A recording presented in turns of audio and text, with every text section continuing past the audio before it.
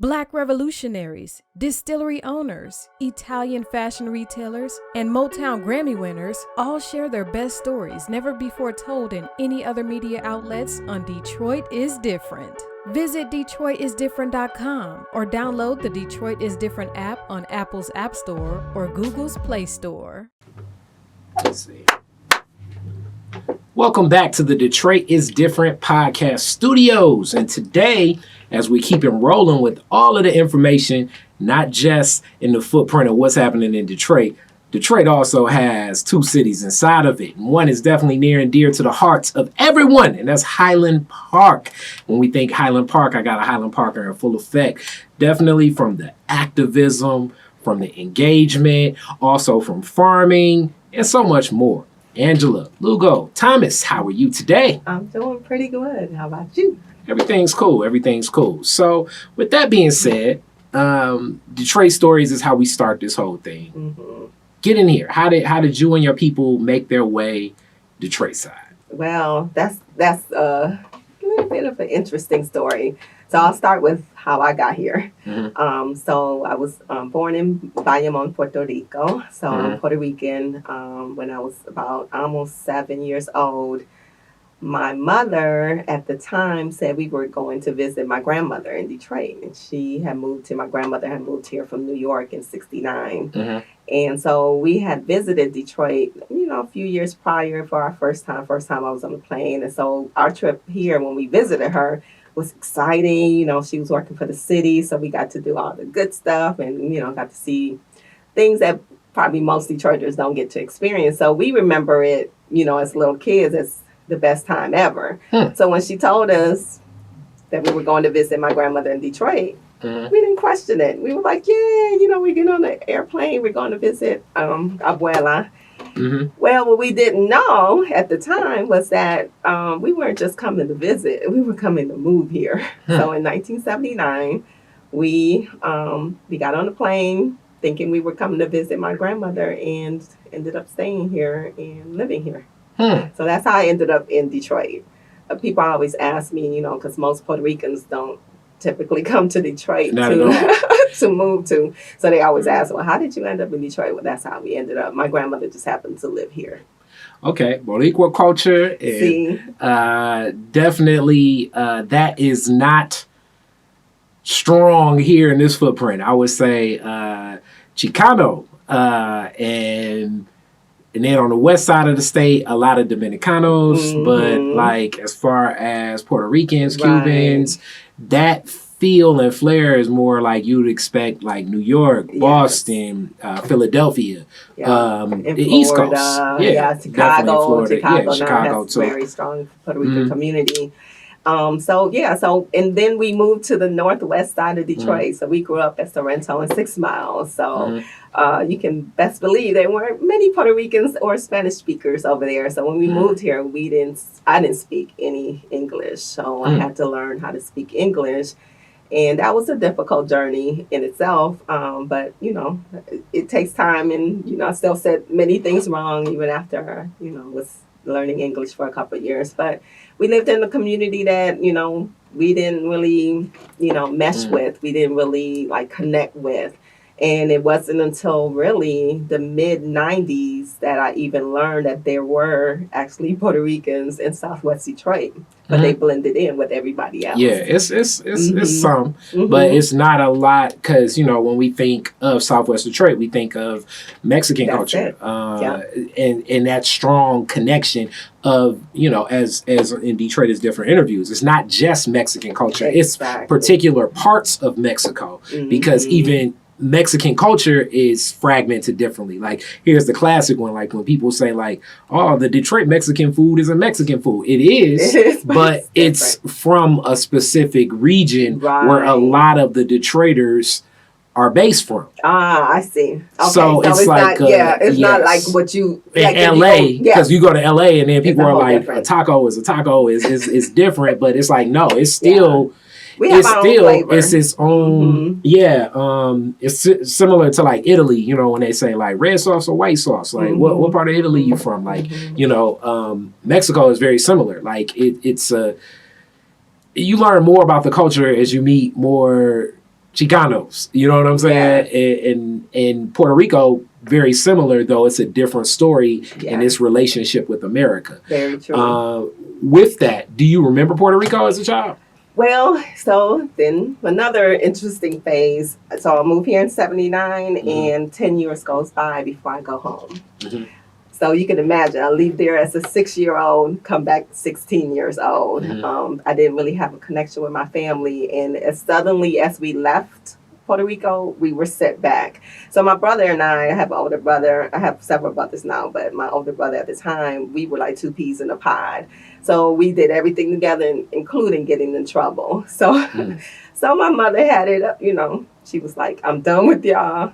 Y'all have to go back to your father. And we were on the plane when she called and said, your children will be at the airport at whatever time it was. So we really had, they didn't know we were coming, and we didn't know we were being sent back to stay with him as well. So it was weird. You were because blindsided twice. I'm like, my mom and my grandmother really did it to us twice. But, we went back. It was difficult because I had lost my native language. I was going to say, now you have to learn Spanish again. It was crazy. So I could understand it, but I couldn't speak it. And the thing that really hurt me the most was when I saw my abuela, my grandmother, and I couldn't talk to her. And I was so hurt. So I had to have somebody translate. And that just bothered me really, really badly. And this is before Google Translate. It wasn't none of that.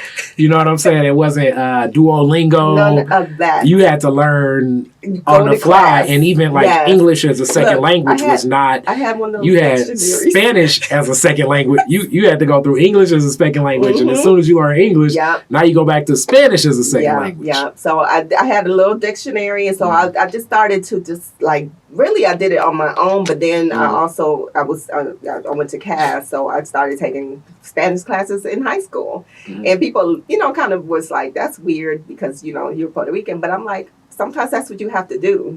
If you lose something, or maybe you came here and your parents, there are a lot of families that were like, don't speak the language, don't celebrate the culture. They wanted to assimilate. And so a lot of people, even my age or younger, they never even knew Spanish.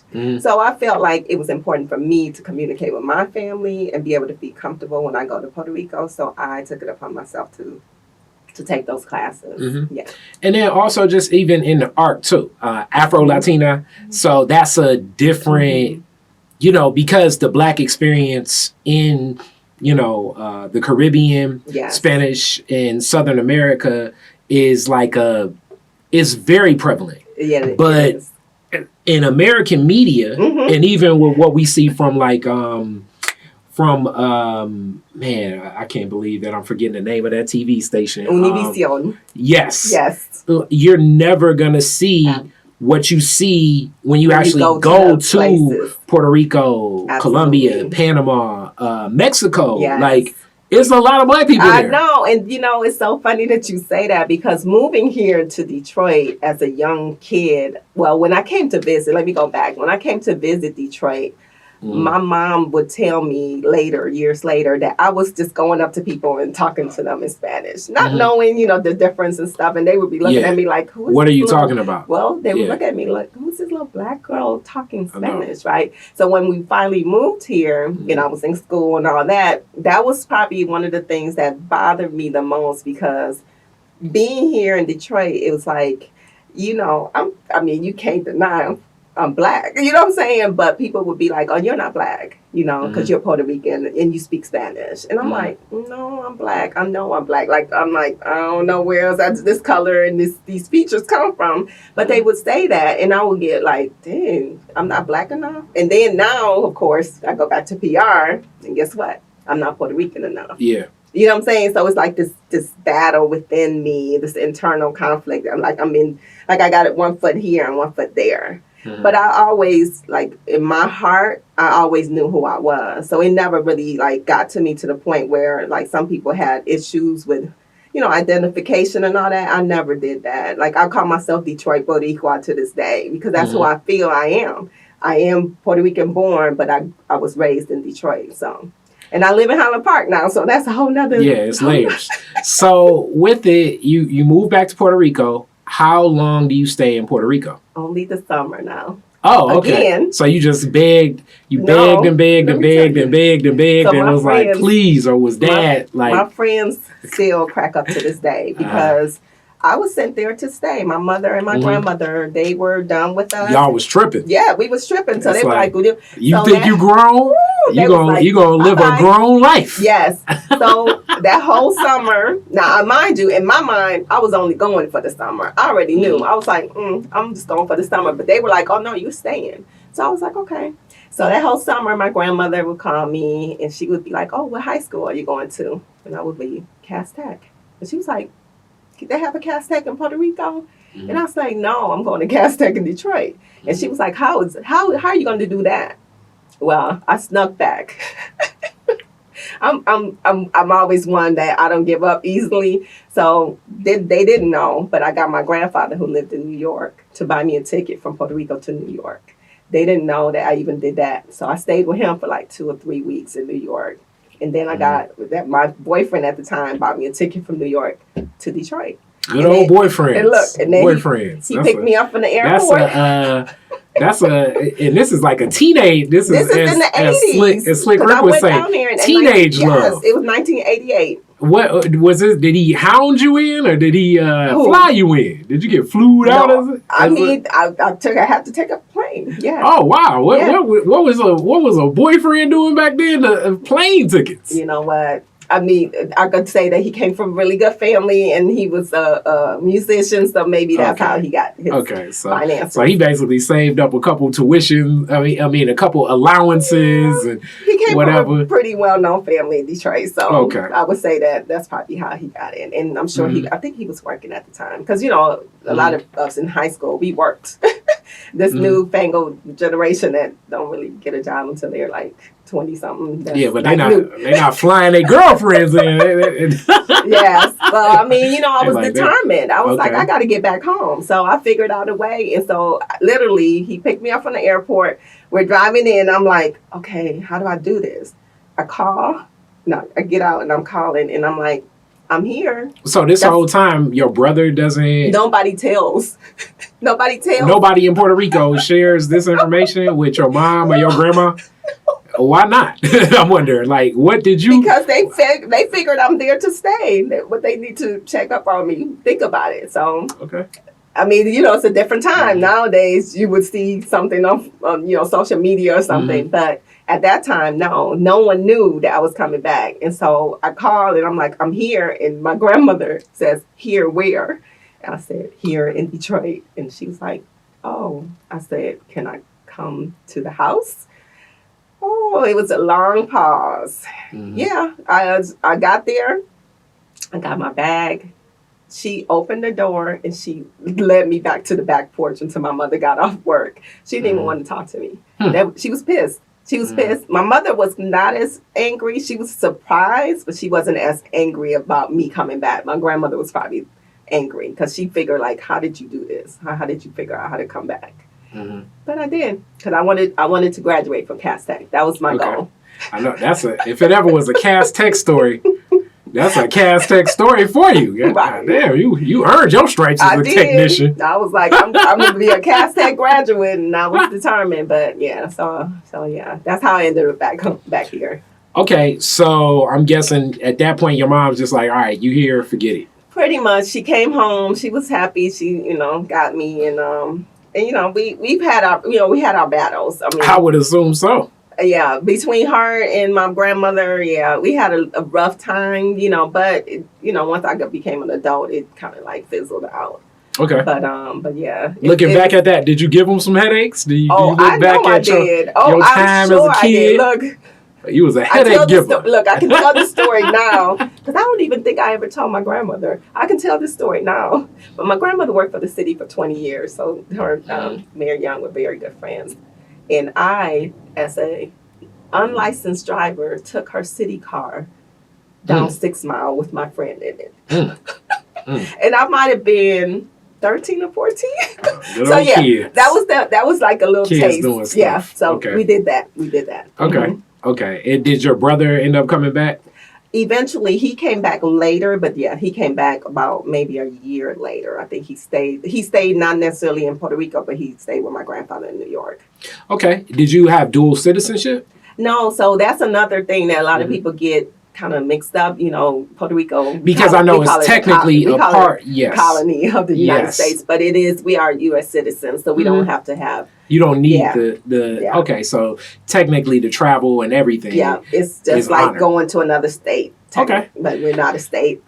Yeah, it's a province that, and then call it a territory, but we call it a colony. Okay, and then I've heard different people say like maybe possible statehood, possible independence. It all just depends on like. I've seen different arguments. Yeah, Raul speaks to it a lot, and I've read other things. Yeah, it really does depend on how you grew up and what kind of like you align with. Because my family has been on both sides. I mean, to this day, there's still people on both sides. So it will be interesting to see how this plays out, because we always feel like everywhere else that the United States takes over, it totally messes up that place. When we think about Hawaii, and we feel like it's already happening. I don't know if you pay attention to what's happening in Puerto Rico, but with all the laws that they're changing, there are people from outside of Puerto Rico moving there and displacing native Puerto Ricans.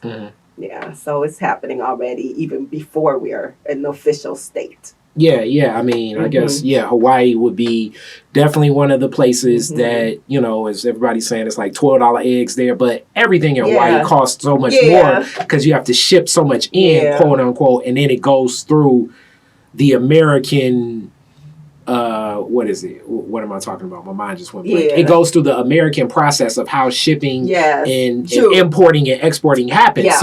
American importing and exporting obviously deals with other tariffs, taxes, less in trade allowances. It's not like it's not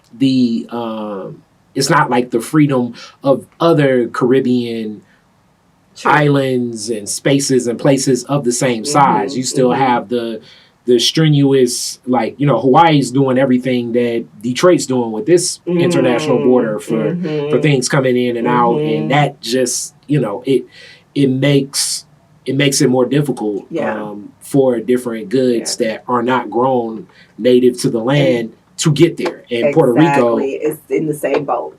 We pretty much, I mean, it was shocking for me when I went back in '88. I was actually shocked to see the first McDonald's. Like, I was like, what is this? Like, because that's not how we grew up there at all. Now it's like a McDonald's on every corner. Like, it's just, it goes like, it just has a little taste and then it explodes.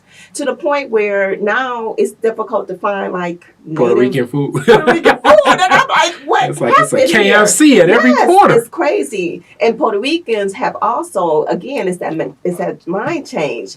We've adapted. We want to be American. You know what I'm saying? We want to. So we like, oh, we closer to America by embracing those values, those things that we do here. But it's actually causing a problem on the island because people are losing the culture of being Puerto Rican.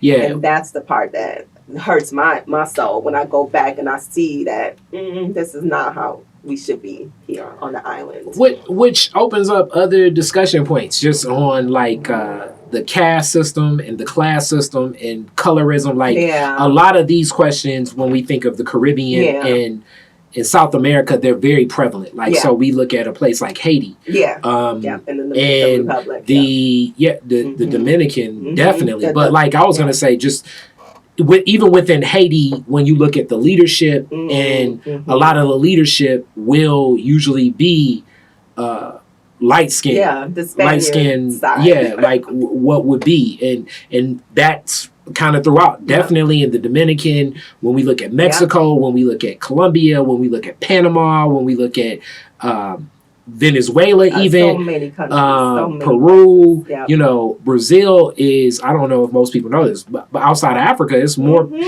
that's the heart of where Black people are. But when you think Brazilian, you're thinking more Giselle, Tom Brady's ex-wife, then you're thinking, somebody that looks like, Nina Simone, you know what I'm saying? And where it's way more Nina Simone. If you think about it, most people, they visualize Jennifer Lopez. Yes.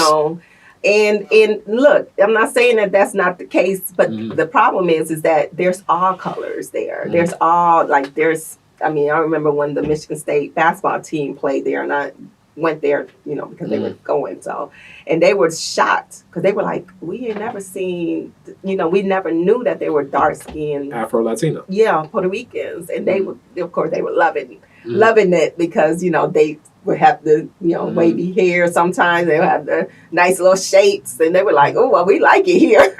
They were enjoying it. But a lot of times it's not until, like you said, you visit these places that you realize there's people of color everywhere. Yeah, we're everywhere. But it deals with, like, in that leadership, and even some of the, like, New York is a place where it's even New York definitely will challenge your whole concept of what you think blackness is. Absolutely. Because even what I'm saying, it'll be like, okay, where are you from? It's like, I'm from Jamaica. It's like, I'm Ghanaian, and then even like Nigerian, and it's like, I'm Igbo. You know what I'm saying? Like, very specific, very very much it's not this Midwestern Detroit, black, white. It's not. That's where lines are drawn. But it also feeds into, like, as we say, like, some of that leadership in the understanding, because it is like beliefs of, like, okay,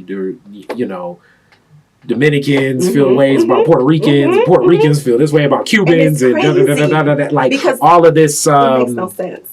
It like really internal, it's a conflict within. Yes, and I always say we the same people. It really just depended on where your people got let off on the boat. I mean, like, that's what it came down to. And I remember a long time ago, I was picking up.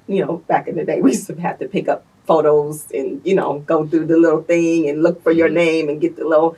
And one time, this guy called me out the blue. And I was like, this is weird. But he called me because he saw my last name, Lugo. And he was like, you have to be family. Like, that's what he said to me. And then apparently he was from Cuba. So I was like, well, I'm from Puerto Rico. But he was like, you have to be family because you're a Lugo. There aren't that many Lugos. Like, at that time, it was early 90s. And there wasn't that many Lugos, especially not here in Michigan. And he was like, you have to be family. But I was like, well, we're in two different islands. But I would bet that we might come from the same. There's a Lugo, Spain. So my great-grandfather's last name is Lugo. And it's possible that he came from the province called Lugo in Spain. Yeah. So, we could be related. Very much so. Like, even, so this is like getting into, I know a lot of times black people, it's like, I don't like hearing about slavery. But this is history and slavery, how it connects. So different. Okay, so the huge difference between a lot of some of the slave trading that took place in the Caribbean and some of South America, what made it so different than here in America was the conditions and the crops they were growing, especially like when it came to sugars. And then also the way the Spaniards had a tradition of usually working a lot of the people enslaved to death. Absolutely. So it was not as intergenerational in turning the actual trade into a commodity, and a business itself was more of something of the design of the United States, what would become the United States of America. And also, like, when we get into like Brazil and the Portuguese, because the Portuguese were heavy involved in this trade too. The Portuguese would enact things differently too, because they weren't as connected to the Catholic Church in different ways. So, like, all of these factors play out even in leadership, how things are passed down, traditions that still exist to this day. I mean, even some of the nuances in here in America of Germanic based plantations. So like the Carolinas and things like that were more open to the idea of like, okay, we're going to also bring a lot of Christianity into this plantation as well, because we believe that we can use Christianity as another pillar of what we need to do so that we can end up with enslaved people with more discipline. And I'm speaking from the lens of an enslaver right now, as opposed to others, like when you go to New Orleans, which is a whole different culture because it was a French province. So like, and technically part of of America, that part of America was like a French colony. So it was less populated by the French. So some of it was like, we're going to like, I guess, mate with. We're going to rape these women. We're going to rape these women so that we can have descendants, and the descendants will now be in positions of influence and control, which was way more prevalent and not the style of a lot of how enslavement went here in America. Not saying it may not have happened here or there, but that was like a common practice throughout the Caribbean and South America. Yes. It's true, and when you keep talking about the leadership, I mean, yes, if you looked at, the people who have been in leadership in Puerto Rico, for the most part, they're all very light-skinned. They're all come from, their pedigree that you talk about. But there was a time in Puerto Rico when the country was majority black, and they purposely brought people in what they call mejorando la raza. It's like improving the race by bringing in people from other places that were white, that would be presenting white. Because I don't really call all people white, because obviously that's a term that they came up with, and they lumped all the people together in that term. But we know they're not all like Caucasian, but they all present with that white skin. They wanted you, even family members. They wanted you, like family members would tell you, don't marry the darker one, marry the lighter one. You know what I'm saying? It's like this whole mindset of, I want you to have a better life and have better opportunities, and your children to have better opportunities. I never bought into that because I married an East Side Detroiter. So that's completely opposite. But I mean, in these lessons, a lot of things function, and even as you speak to race and whiteness itself, because it's the amoeba that many, even like light-skinned black, my sisters play passing, like about my great-grandmother and her brother that passed for white.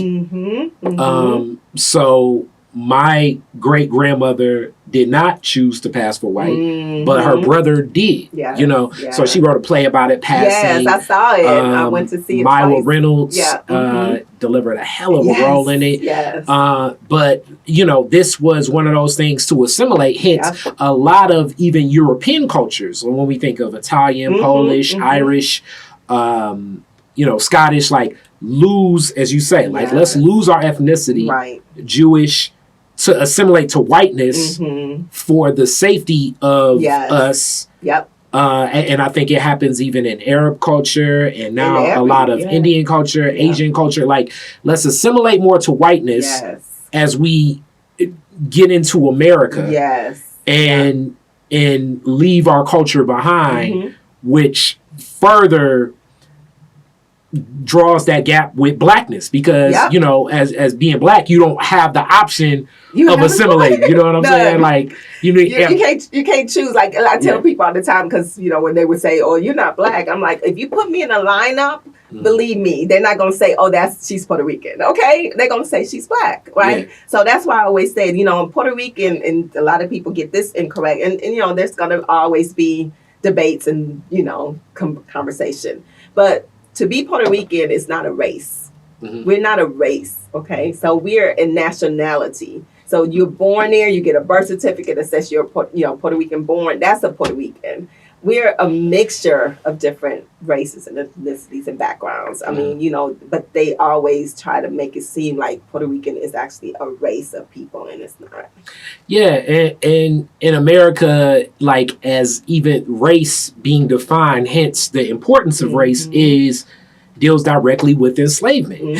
And then that carried on into like Jim Crow laws and a lot of the other disparaging atrocities that just went along with, you know what I'm saying? Like, none of them, And that's one of the reasons, like, people have, I think you were mentioning earlier, how the Dominicans, some of them, I'm going to say all, will not identify themselves as black, even though you look at them and like, you got to be black. But, I learned in my own family, because I have people that do that too, that look like me. And the reason is that in like, and I hate the term Latino, but I'll use it because that's what people are using. But in Latino culture, Black, when you say someone is Black, they equate that with African American. And for people from my family that are Puerto Rican, they are not African American. So they say, I'm not Black. So a lot of people feel like, oh, you're denying your Blackness. But for them, they're just saying, I'm not African American. It's like a group of Detroit different watchers that's just threw a water bottle. I'm sure. And that's the thing. At their computer screen, like, boom. If you ask people, usually if you ask people, do you have African ancestry? They'll say yes. You see what I'm saying? But they equate the word Black with equaling African American. And they're like, I'm not African American, so I'm not Black.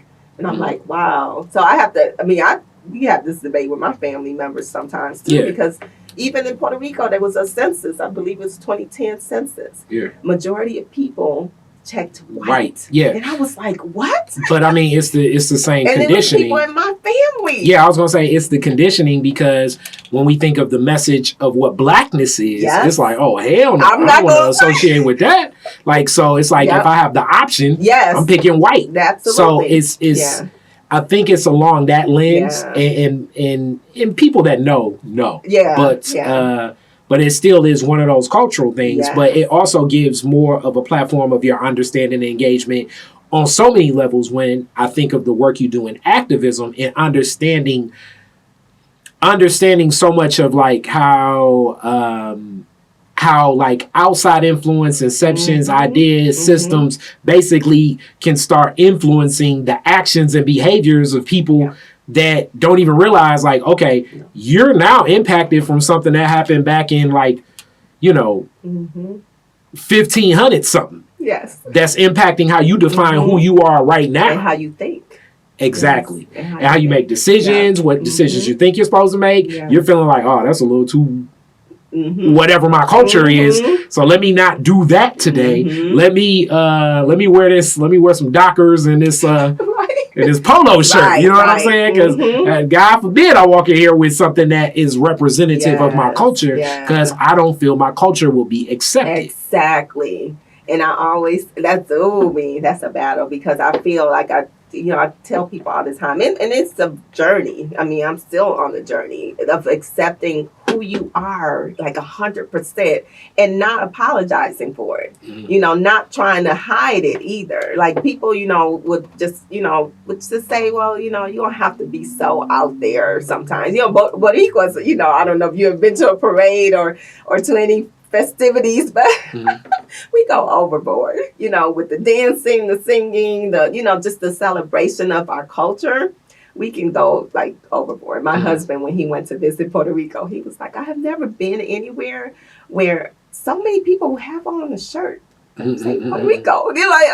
We just do that. But it also harkens back to a time when we couldn't, we were, my family members before I was born, they lived in a time when they could not celebrate who they were. They couldn't even hang the flag up. The flag was banned. They couldn't sing certain songs because they were banned. So, so I think it went reverse. When they said, okay, you can do that, they just took it to the nth degree. Now you go anywhere, you see the flags hanging, even in neighborhoods that you wouldn't expect it. I have a flag, on my little fence, but you see almost a determination of saying I'm here. You're going to see that I'm here and I'm Puerto Rican, and I'm not going to apologize, and I'm not going to hide that fact.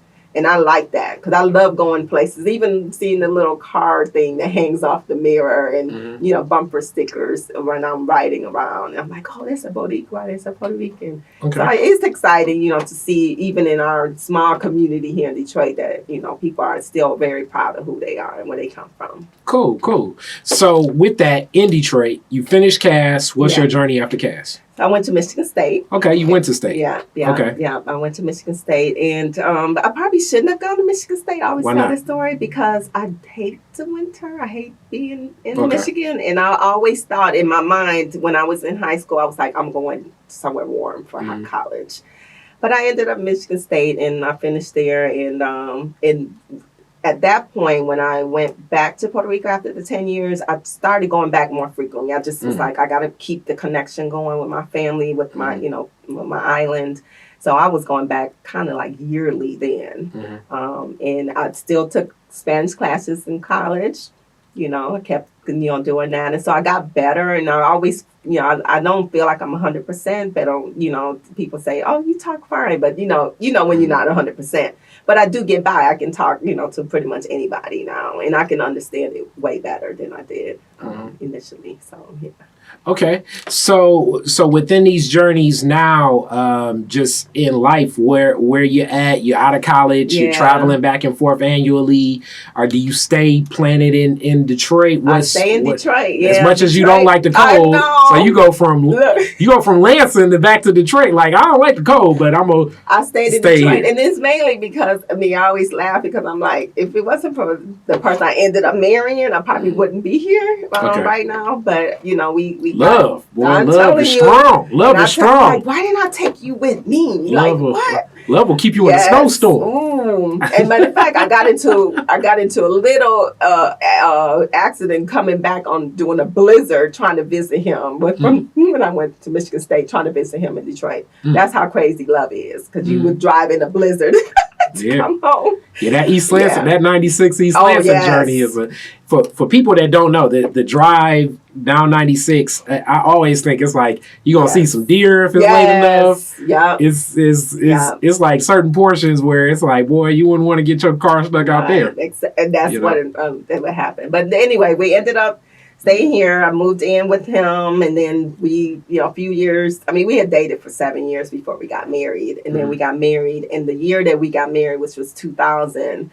I had gotten a new job. I was a pharmaceutical sales rep, which I am very embarrassed to say, because I hated that job. It was such a conflict within me. I don't feel like everything needs to be medicated. Long story.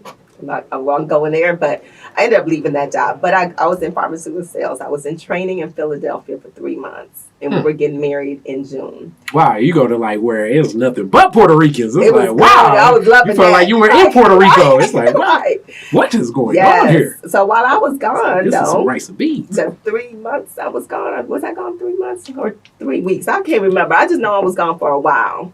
And we had been looking for a house. And we were looking, all over Detroit. We at the time we were living at Larned and Shane. Kind of downtown, downtown. So I grew up kind of all over Northwest Side, McDonald Square, 7 Mile, Southfield. And so we were looking Boston Edison, Indian Village, East English Village, Rosedale Park, regular places that I call regular. University District. Oh, those are for people. She's calling them regular, but these are what we would consider the moving on up. Yes. look, at that time we thought we was moving on up. We both was working. Past Florence in the living room. Like, what's going on? Like, we both working. We both were in pharmaceutical sales. We felt like we could, live in those communities. And so when I get the phone call when I'm in training, and he tells me, "Oh, I found this a house," and I'm like, "Oh, where?" I'm excited because I'm like, I knew where we were looking, and he says Highland Park. And then it's like HP. I look at that phone and I'm like, "What did you just say?" Literally, I was shocked because I was like, "How did you end up in Highland Park?" Like, that wasn't even on our radar. Because growing up in the 80s and 90s in Detroit, okay, I ain't hear nothing good about Highland Park. No. Even though I will almost say this too, in the Highland Park, like I'm gonna say like 85 to like maybe about 93, 94. Highland Park High School was like one of the best high schools in America. Look, and I had no idea. That's what I'm saying. All I heard was all the negative. I was. Well, it's back to I was predominantly black. Right. Any place where it's predominantly black people, you will never hear. You ain't never You will never hear positive media. Because we have a place in Puerto Rico called Louisa that's majority black. And guess what? My family told me almost all my life, don't go there. Don't stop there. I'm telling you. And then I found out why. So yes, that's very true. That's why every place, it just never fails. And the media didn't help because all they were reporting was fires, prostitution, murders, drug activity, and it was there. I'm not going to deny it. It was there, but all the good, I never heard about it until I moved there. So we moved there October 2020, 2000. And we're like, okay, so I'm like, okay, I have to try to embrace this new community I'm in. So I'm trying to learn everything I can because I had not heard anything. So luckily I had people there that have been there, generations. And so they started to tell me the history of Highland Park. And then I started to just glean little stuff, but there are no books, right? So I couldn't find a book and read about it like all those Arcadia publishing books. There was not one for Highland Park, Michigan, okay? There still isn't one for Highland Park, Michigan. So I had to just ask people and get information. And I started learning. I'm like, why I never knew all this? The history in that town alone is unbelievable. I mean, so many firsts happened in that city because of who was there, obviously.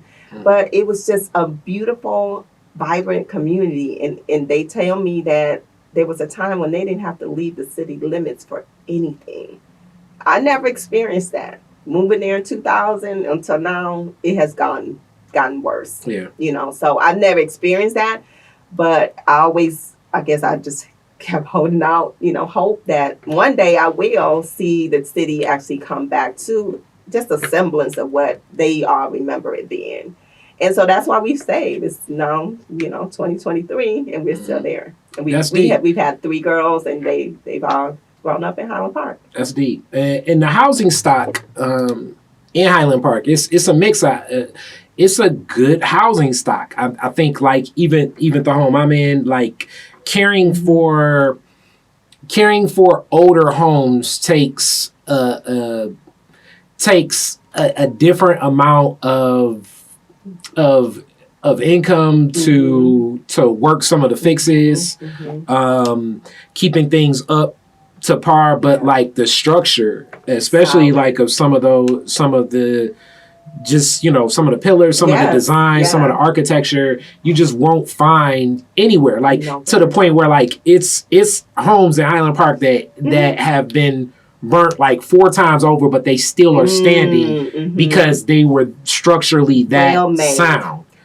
2 historic districts in Highland Park. And even outside of the recognized national historic districts, there are still beautiful homes. But the 2 historic districts, those homes were custom made for the Ford executives. And they're not cookie cutter either. You know what I'm saying? They all look distinct and different, but they're all beautiful in the wood. I mean, just some of the details in those homes, like you said, you will not be able to replicate that today. Not at all. To the point where, yes, if you have the investment and the time and you're interested in it, bringing to life some of those homes, you can almost put whatever price tag you will want to put on them. Because similar, so when people talk about the Boston Edison district, the Boston Edison district is mimicking what was in the Highland Park, I guess, mention areas. Yeah, and those stuff are the like 2 that. Historic districts. So one is more in the southern part. It's by the municipal building. That one tends to have a little bit larger homes than the one that's over north, kind of closer to 6 Mile. But like I said, it's very difficult to find things are changing, but the value that you were able to get in Highland Park for the house size, the land, and just the location, the geographical location, you almost couldn't. I mean, even though we feel like we overpaid for our home, we realized that they were just undervalued as well. Yeah, and now it's starting to change because obviously real estate is changing all across the board. So for those that have been able to buy and fix up homes, I mean, we had a historic home sale, I believe last year. It was close to $300,000, and that had never happened in Highland Park. So it's coming back, and we have a new government, so we were really hopeful now that things are finally going to change. Yeah, it's another one of those things where we look at back to predominantly Black people, a lot of Black leadership. It's been some challenges just due to definitely it's been some actions taken by certain people in leadership positions, but I like to not point fingers so much at leadership as much as I'm pointing fingers at the lack of resources that leadership has available to it. Like, so like, and we can have this discussion. You know, I see we're gonna go there. No, we're not going there because I might get censored or attacked or get some violations sent to my way. Well, then we don't want, but we don't want that. But, like when I say like, so definitely yes. When you are given, it's back to like if you're. You know, we look at the conflict going on in the Ukraine that America obviously is subsidizing. It's a blank check to basically, in my opinion, to lose a conflict that is a losing conflict, and consistently billions of dollars where they want are being turned over for. You know, whether it's right, wrong, or indifferent. It's like, okay, it's money so that we understand what's happening in the Ukraine connected to this conflict. Reference my Russ Berlin interview. We'll be giving some more updates soon on that, but less on that. But let's just say, all right, with this, all right, it is. There has been support from NATO and the United States, but the United States is even furthermore backing NATO countries that are accepting Ukrainian immigrants into their country. And even the Ukrainian immigrants accepted into America are immediately, some have access to SSI. So it's money to basically get Social Security. So for people that know, Social Security insurance from America is being expended on Ukrainian immigrants for a conflict that America's saying because Russia is an aggressor in the Ukraine. Also, America spent money on sending weapons to the Ukraine. America spent money just directly giving aid to the Ukraine so that they can give programs and have health and energy and access to resources for the Ukrainians that still stay in the Ukraine. So it's money for the war. It's money for the the immigrants that are here in other places of the world. And it's money for the people that chose to stay. All basically the pockets being billions and billions and billions and billions of dollars. Whereas we look at something like Flint, for instance, which basically Flint was like, that costs too much money to repair. We'll see what we can do. As far as people winning the lawsuit, even if you win the lawsuit, as far as getting a settlement, we don't know what could happen. And a lot of the leadership that has been in the position, we've definitely seen our ex-governor that I do see as a criminal that is a conspirator in conspiracy, and I would say that has poisoned and led to the defects and I would say murder of children and people. Our former Governor Snyder, he's no cases pending. All the black leadership that has taken positions in Flint are like under all types of investigations, they've done inept leadership and things like that. So I'm just giving it an example of the difference between it. And I'm not necessarily saying that the people in Flint are functioning at the highest level or whatever. I'm just saying just from being here my whole life, when black leadership steps into any position, you're probably being, your whatever budget you had at best is probably being cut by 1/3, usually 1/2, and also the watchful eye of our authorities are watching everyone connected to you. And if you even if you accept a penny or give a penny, they're looking at tracking that transaction back. They're looking at your past transactions, the people you're associated with, your family, your friends. You definitely have a magnifying microscope on you. And that's all I'm saying. And it happened during the Young administration. I mean, come on now. Very much so. How many times was he investigated and followed? And the FBI extended more money investigating Coleman Young than it extended even giving money, U.S. federal dollars to Detroit. Coleman Young, as when I interviewed Charlie Beckham, and I'm gonna just take it for face value, and it makes sense. Coleman Young had the largest FBI file of any person in America.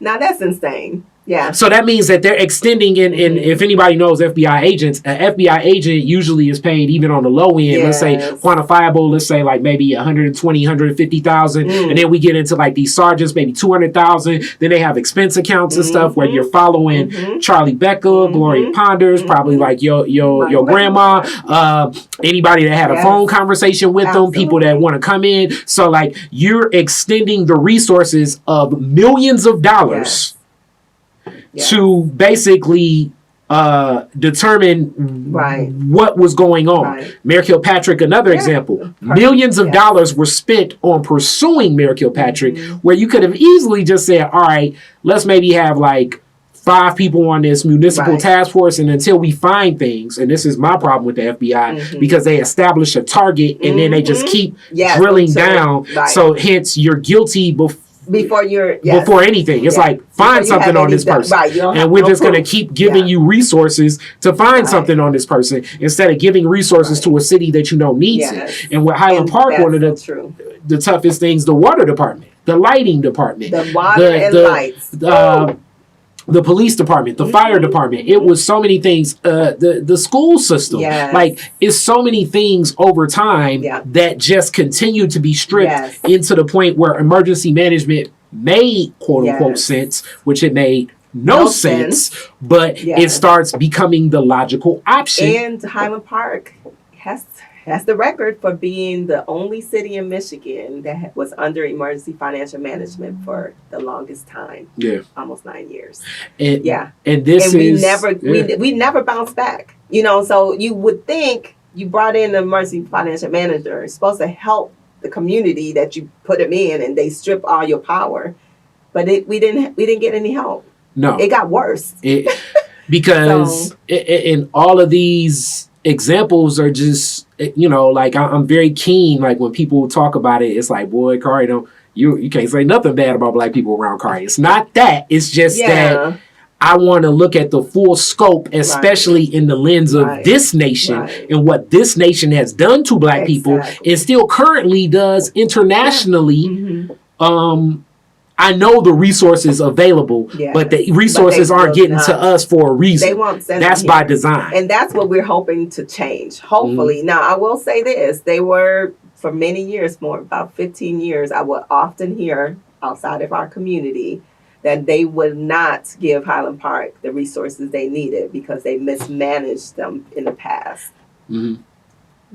It's probably true. I mean, I'm just saying. But then we get into, and this is where, like I said, we have this discussion. I would say whatever mismanagement from a Highland Park administration, then we turn around and we look at, like I say, we look at this whole nation to begin with. We look at other solutions of what happens politically throughout the United States of America, right? So it's like, if this is mismanagement, and why is that being, like, you know, we have to really say, like, how bad is, what's the barometer of mismanagement and where really, you need to step in and take control? The thing is that then do something different. You know, give us the resources, but maybe have some kind of oversight with them. If you think that they're going to steal it or figure out a way to skim off the top, whatever they were thinking. But to deny us the resources completely, to have us living in a community almost completely in the dark. They took over, 1,400 streetlights out of Highland Park. You know, like crazy, like the way that we've been living, and I tell people that all the time, it's not normal. No. We have not been under normal circumstances for, I'm going to say 15 to 18 years.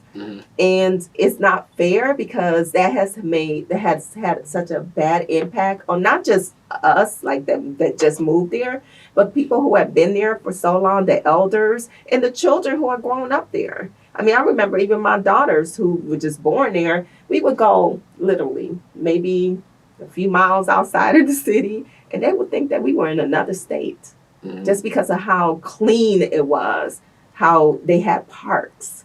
You know, they could go to a store, they could go to a restaurant and sit down. I mean, we're talking basic stuff. You know, we're not trying to be West Bloomfield, Birmingham. We just want to be a city, a regular city. We haven't had a downtown the whole time I've lived there. You know, we have had a decent park the whole time I've lived there. And those are just some basic things. People can't just walk around because it's, you know, it's not safe. You know, they have loose dogs everywhere. A lot of buildings and houses that are just falling apart. I mean, you drive around there because you're nearby. Anyone who drives in our city will be like, what has happened here? Because especially when you come from like Ferndale or even downtown, Midtown now, you come through and you hit our city limits and you're like, what is happening? And a lot of people don't even know that they're in Highland Park because, you know, we didn't really have like a welcome to Highland Park sign or anything. So they wouldn't know. So they'd be like, what's going on with this neighborhood in Detroit? That's what they would think, you know, but, you know, not knowing that it's its own city and it's its own government and all that. But it's really like not fair for those of us who live there to have to live under these circumstances for so long. I mean, our library's been closed for 20 years. You know, just stuff like that. We barely have a school. We have a high school as a charter, but we barely have any schools left. And they used to have, as you said, the top schools in the country used to be in Highland Park. They had one of the best community colleges in the country. Definitely. You know, so it's just when you think about where they came from and where we are now, you're like, okay, so what's going to fix it? And so that's where we are right now. Like, how do we fix it? Hopefully with new government, with new people, with fresh ideas, and the community kind of like changing its mind, like to become more engaged and more active. Hopefully we'll be able to start seeing some changes and feeling some change. And it starts with, you know, bringing more people to our city and more businesses. And then also making sure that the politicians are empowered. Because people do make, I mean, we're, you know, humans, we make mistakes. Yes. We do things that we shouldn't do. You know what I'm saying? Too many times, as they say, you know, the road to hell is paved with good intentions, as they say. Yes. But with it, you know, you do need to capacity. That's a term that I've been, that comes to mind. It's definitely an economic term, but capacity comes at play because unless, and especially when I think of the Black experience in America, capacity is big, you know, and when you have, it breaks the spirit, it breaks the hopes, it impacts on so many levels where people just feel, you know, they're low to a level of apathy where they just don't expect anything literally at all, which by design, this is you know, I don't, when I say this, some of it is by design, but I don't necessarily think it's like a Wizard of Oz, you know, Richard Pryor isn't behind a big screen and making it happen. But people do recognize that if you have a less enthusiastic, less engaged, apathetic populace, it allows freedom to kind of do what you want to do and never be challenged about keeping things to a standard because there are no standards at all. Right. And the problem was, I mean, I could speak to this because I was one of the people that would speak up, you know, when I could. And there are several of us.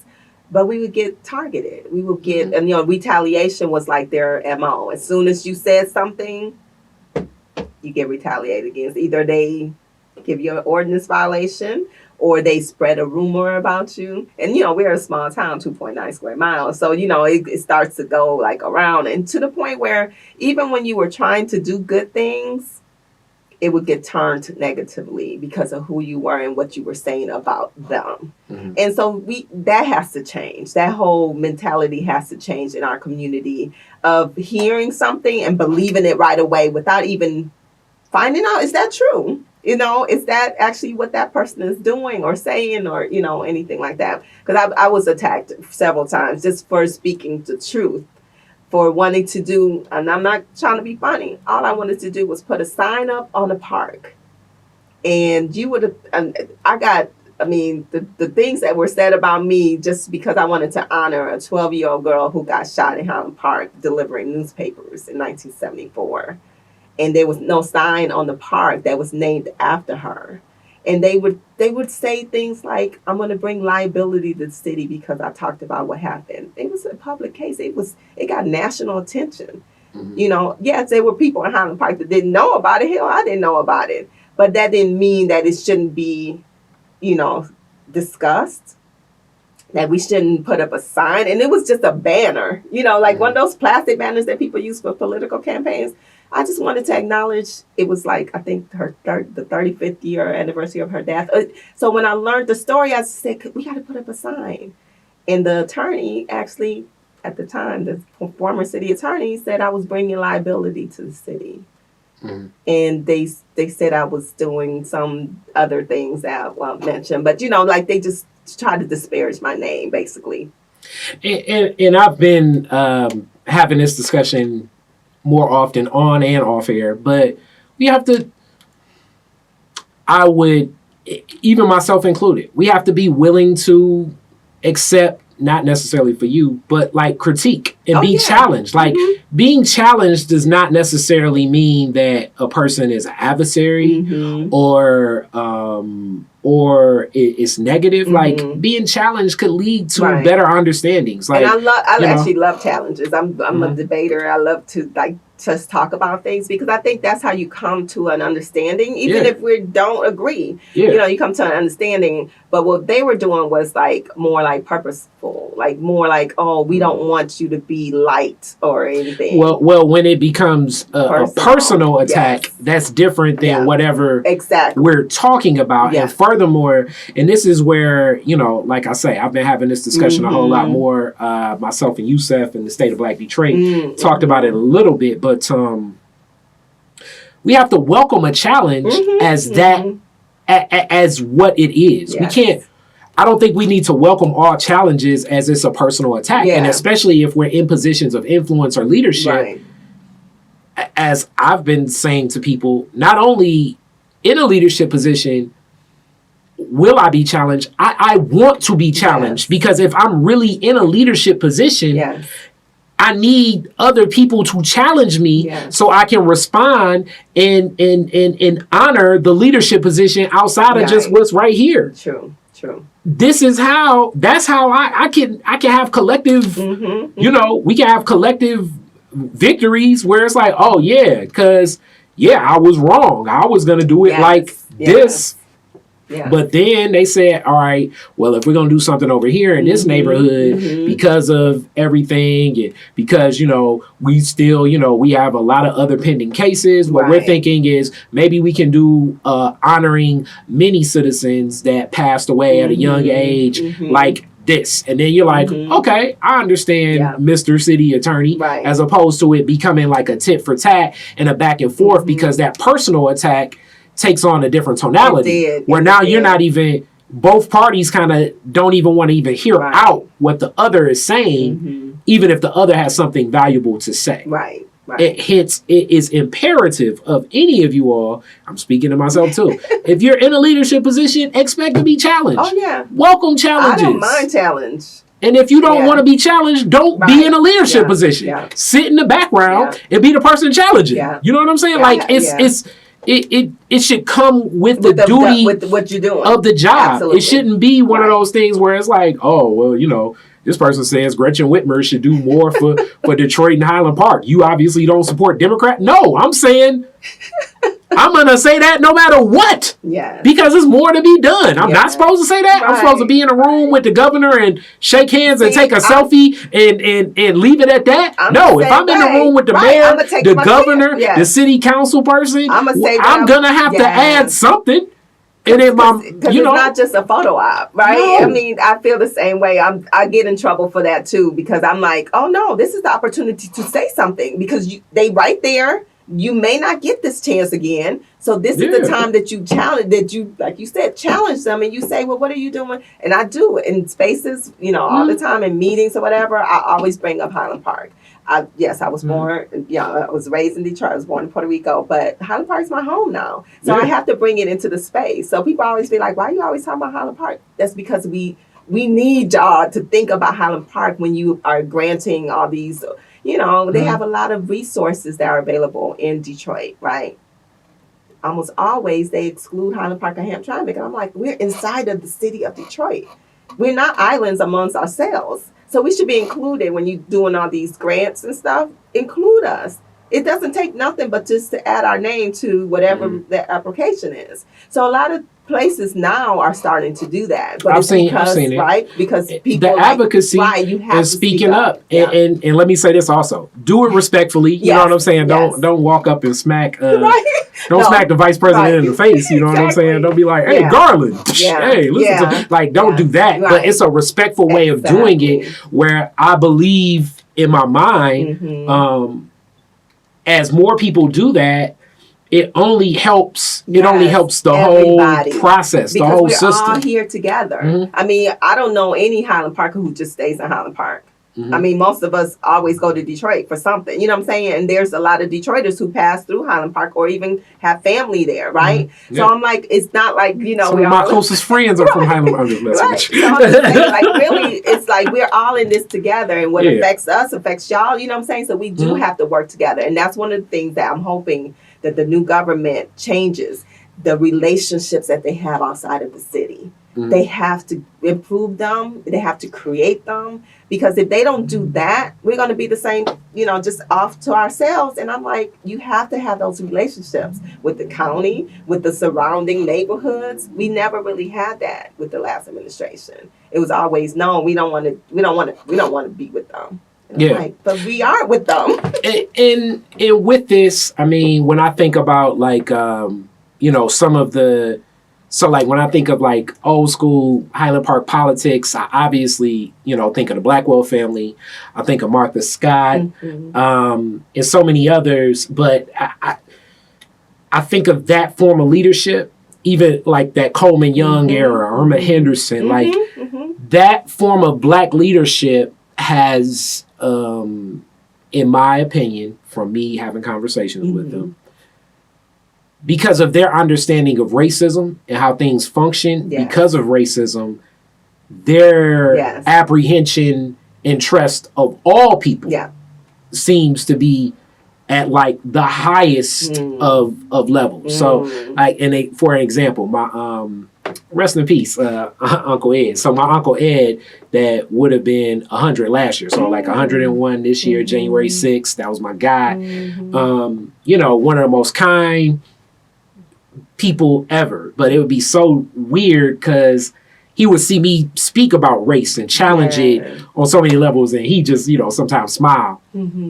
So like if it'd be times where I'd be with Uncle Ed and like a you know, a white, like an old white couple or an old white man, and I still challenge them on like, okay, systemic racism and things like that. Uncle Ed would just be looking and smiling, and then they're like, oh, you can be nice like him. And in reality, Uncle Ed had just a blanket, look, you can't trust these white folks further than you can see.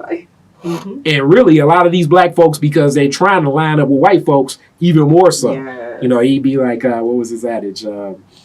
Love many, trust few. You got to know how to row your own canoe, which I don't necessarily subscribe to that. But I do subscribe to the thought process that some of their experiences, their knowledge, their wisdom have led them in a path where it's like, I've been burned so many times. And the trust levels are to a point where, you know, we met with this governor, that governor, that governor. We're gonna get the schools, we're gonna get the support for families, we're gonna get to this, we're gonna get to that, and it always seems to something knocks it out. Something changes. These people don't follow through on nothing. So like a level of lacking that expectation, but you're still in this leadership position and figuring out how to function while in it. I've seen in a lot of older Black leadership, when I think of that era of people that I think of that time, you know, and then it's like kind of the other connection, like when I look at like my godmother, like a Joanne Watson or like, you know, strong friend of the family, like a Sharon McPhail, which they definitely have strong, they're not as strong as that other one, but they definitely are like, who that white person is, you know what I'm saying? Like, all right, and who that Black person too, you know what I'm saying? You know, I mean, it's so funny. Like most of the names that you mentioned, I don't know who your uncle was, but maybe he knew my grandmother. But all of them were friends of my grandmother. But yeah, they were very. I remember their clique was tight.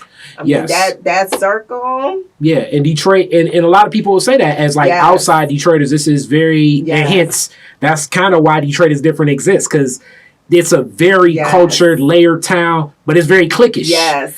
And getting in that clique, you may be on the outside for like 15 years before they be like, all right, man, come on, you can come to the party. Maybe. Well, finally, and you be like, damn, this is like, wow, I didn't even know this was going on in here. You know what I'm saying? Because it's like, who your people? Yes. Where they from? That's how it used to be, who they connected to. Mm-hmm. I mean, back in, like a Coleman era, like they could track families based on not like it's the mafia. Right. They would track your family based on where you were at in Black Bottom, and then track that back to like where you came from, Mississippi, where you came from, Alabama. Like prison rules almost. Oh, you from Carolina? I know some of them people with them Jacksons over from Carolina, so I'm calling the Jacksons as soon as I'm done talking to you, and be like, hey, you know Leroy and them? Oh yeah, we know Leroy and them. He good people? Right. Yeah, he good people. And it's so funny because you say that now, but I must see I didn't have that same trajectory of the South coming up here. And my grandmother she was born in Ohio, and then she moved to New York and then came here. But I do that to this day. Like if I meet somebody, I find out, okay, who know them? And then I check up on like, who are they? And what is your take on them? And I'll do all the research I can on them. But yeah, I do that to this day without even thinking about it. Oh, and I mean, a lot of people do, but here it almost would be almost like I don't even really know you until I can vet you. Absolutely. So, because it's just because this was survival techniques. Because it was, when we look at a lot of, the way back to slavery, the way things were drawn up, it just makes it seem like Black people were enslaved and just taking it. Right. It was so many rebellions, but most of the rebellions were most of the rebellions, the halts of many of the rebellions were a lot of people that were enslaved that aligned themselves with the enslavers.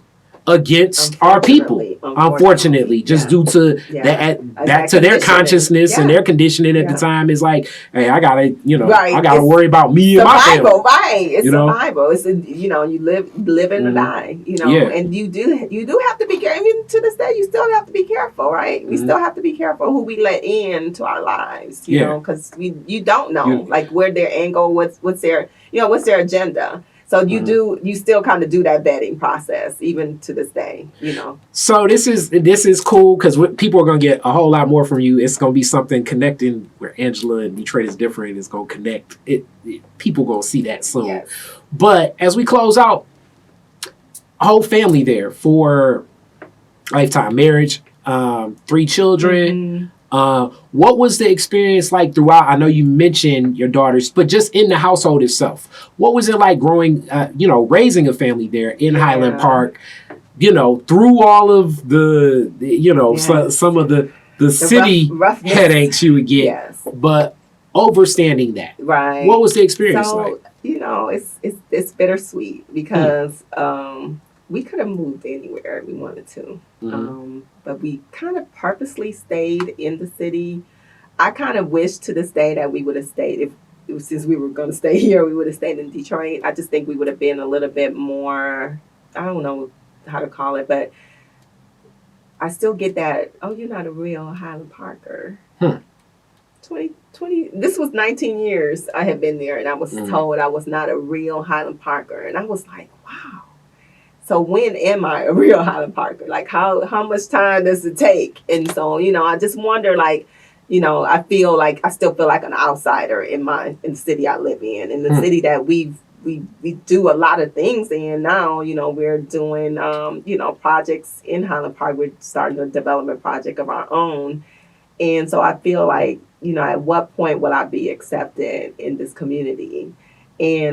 And also, my daughters have also asked, why do we live in Highland Park? Because they have seen, they have friends, so they know that their friends get to do so many other things that they never got to do. And so I kind of feel like a little bit of like a tinge of like, dang, did I mess up by staying here with them? But we keep telling them, just like people would tell us, hold on, it's going to get better. Eventually you're going to be like, people are going to be like, oh my God, you live in Highland Park. Like we feel like that's going to come. So, we're hopeful that, that they'll see the day when it makes sense why we stayed. and that we'll feel like we stayed for a reason. You know, and not just because, you know, we couldn't leave. I mean, and this is one of the things that I think do create, it's opportunities in these spaces. Mm-hmm. It does take a lot of discipline, self-determination, and commitment, and patience. Yes. But like, I look at everything Mama Shoe's doing with Avalon Village. Gosh, that's my I look at, you know, so much of where the strides that Shamika and Solidarity have taken. Yeah. It's certain things in Highland Park that I feel like provide a freedom because it's not so much, I guess, quote unquote, on that map of where society looks at, you know, things. Because, you know, just gardening spaces, being able to connect with people, it does become a challenge. So I can only imagine what, you know, in that growth process and that appreciation, I don't know the ages of your daughters, but as you grow, it takes a while to like kind of see those opportunities because it's always opportunity. You just have to leverage what's the best opportunity from your position on the field. True. Yeah, my daughters are now 20, 16, and 14. Okay. Yeah. Okay, so they are at a level where, well, really right now, I don't even know if outside even matters to kids anyway. It's like the phone is not as much as when we were younger. Yeah, the phone is but they still notice it. I mean, it's very, they are aware. I mean, they see all the burnt out buildings and houses and, you know, they know they can't, you know, we don't feel comfortable, you know, bike riding. You know, we used to bike ride all over the city of Detroit. Like, you could, we didn't have no cell phones or anything. We had pagers even when we were doing that. We would go from the northwest side all the way to Belle Isle and back. You know what I'm saying? I'll be gone all day long. I mean, think about that. And that's what's so unique. My bike route from my house actually goes straight through Highland Park always. I always ride through. Yeah. I either go through Hamilton or ride down Glendale and then get up to 2nd and then shoot down. Like, both my bike routes, whether I go downtown or whether I go further, like to like you know, Ferndale or Royal Oak, I always go through Highland Park. Yeah, I'm a riding through Highland Park kind of guy. That's you know what I'm saying? Yeah. You know? So we're hopeful. You know, we're part of the gardening movement, as you know, and you know, I'm part of Solidarity as well. And Mama Shoe is one of my good friends. Actually, she was one of the first people that we met when we moved to Highland Park because she lived on Rhode Island on the street we live on. So she's been our friend ever since, and so I'm really proud of everything that she's done there. That's cool. All right. So with that being said, we're getting closer to the end, but I do want you to give, as you've seen certain things with new leadership there, what do you expect to see? I know you said you're hopeful, but why are you excited about this new leadership? Because you've seen leadership change over before. Yeah. Well, this time it wasn't by design or didn't have anything to do with it, but to the two people who are leading the city for the administration and council, the mayor's office and council president are both very, very close friends of mine. And I said this while they were campaigning. If I wanted to trust somebody, it would be them. You know, to do the right thing always, no matter what, and to do the very best that they can do to turn our city around. And so that's why I feel hopeful, because I'm like, if anybody was leading us, them two are going to do the very best because that's who they are as people. And they already were good people, you know. So I think them being in those roles, in those positions, has already, and look, we ain't even been a month in, and already the energy of the city has changed.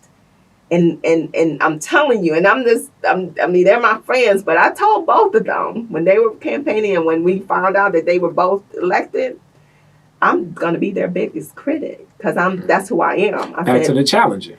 I said, you have to do this good. You have to do a good job. You have to do the best job because we have a lot to dig out from under. And if you all don't do it, you know I'm going to be the one, like one of my friends. I don't know if you heard about Lauren, but Lauren, he got 2 signs and he was by himself walking up and down Davison and Woodward protesting. This was like last fall before the new administration took over. And because he had it, he was like, this is crazy how we're living is crazy. He was a lone protester at Davidson and Woodward in the front of the municipal building, and the news ended up interviewing him. Yeah, I remember. Right? You saw that? So I said, wait, I saw him. Okay. I didn't see the news. Okay, yeah. I'm driving down. I'm like, wow, that's a committed guy. I was like, that would be me. I don't care if y'all my friends. I love y'all. But if y'all don't do right, that's going to be me out front of the municipal building and up and down Woodward with my sign, because it's time. It's time for us to do better. It's time for us to feel better about our city. So that not just for us, but for our children and 7 generations to come. I don't want another Highland Park like what we've been living. You know what I'm saying? Like that just has not been fair. We need a better Highland Park, and that's why I'm hopeful. Okay. All right. So now I'm going to hit you with some different classic Detroit is different questions, because technically I always have like my Detroit questions, but I'm going to throw some different stuff at you. Because we talking Highland Park. Mm-hmm. So with it, Highland Park has like a lot of like different, things that tie back to history. Mm-hmm.